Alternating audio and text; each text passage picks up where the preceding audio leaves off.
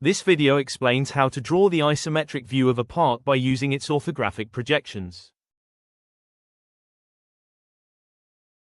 The drawings shown on the screen are the front view, top view, and left side view of the object. These are two-dimensional orthographic views.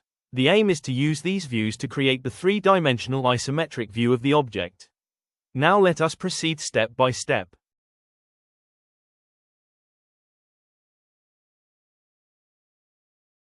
First, the isometric axes are prepared. To do this, draw a horizontal reference line with a ruler and mark a center point on it. Then, place the protractor on the center point. Mark 30 degrees on both sides of the center and 90 degrees upward. Draw straight lines passing through these marks and the center point. The line going 30 degrees to the right is the x-axis. The vertical line going upward at 90 degrees is the y-axis. The line going 30 degrees to the left is the z-axis. With this step, the isometric axis system is ready. Now we need to decide on which plane the front view will be placed. The front view can be drawn only on the yx plane or the yz plane.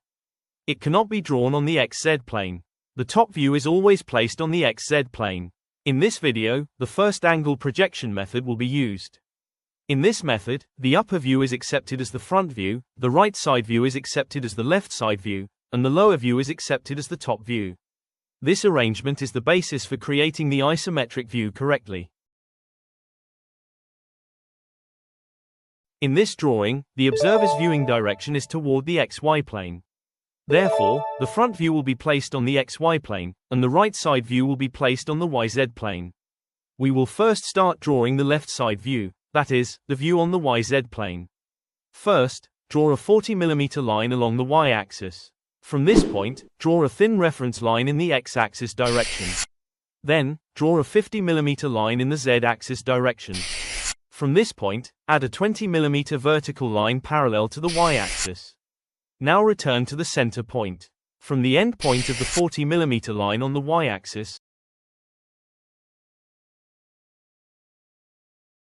draw a 45 mm line parallel to the line on the z-axis. From the end of this line, draw a 15 mm line parallel to the y-axis.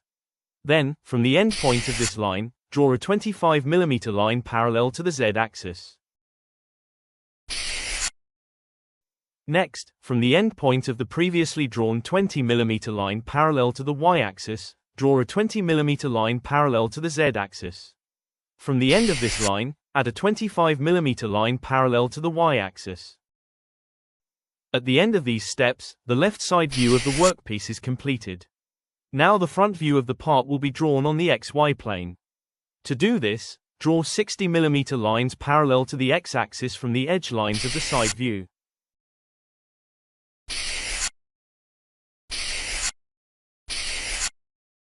To form the lower middle recess shown in the top view, mark the positions of 15 mm, 30 mm, and 60 mm in the x direction.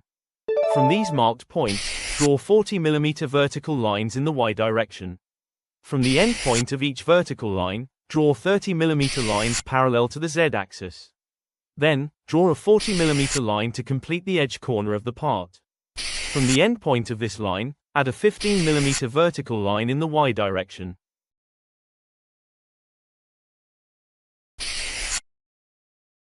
Then complete the upper part by joining this line with a 30 mm line parallel to the z direction. Now, from the 30 mm point marked in the x direction, draw a 30 mm line in the z direction. Add vertical lines in the y direction and horizontal lines in the x direction to complete the shape.